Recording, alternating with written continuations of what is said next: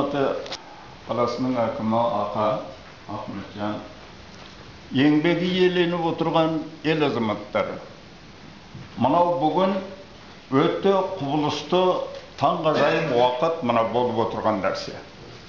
12-сі 12-ші ай 12-ші жыл Ақан бізге мынаны беріп отыр. Сағат 12. Ал бұның өзінде үлкен ғайыптық дүние жатыр, қарақтар.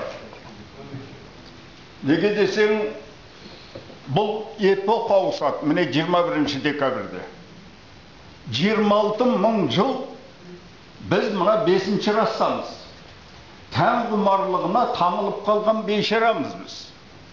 Алла бұйырса, міне 6-ші рассаға өтіп, адам баласы жан құмарлығына өтіп.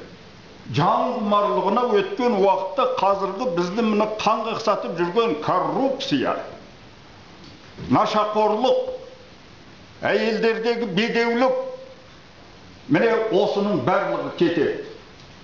Бұл таңғажайып құбылыс. Сондықтан бүгін мынау өзіміздің қара шаңырағымыздың астында қол жайып отырып, халқымыздың келешегі, ұлтымыздың ұлағаты аман болсын, Аллаху акбар деп бет сипап қояйық.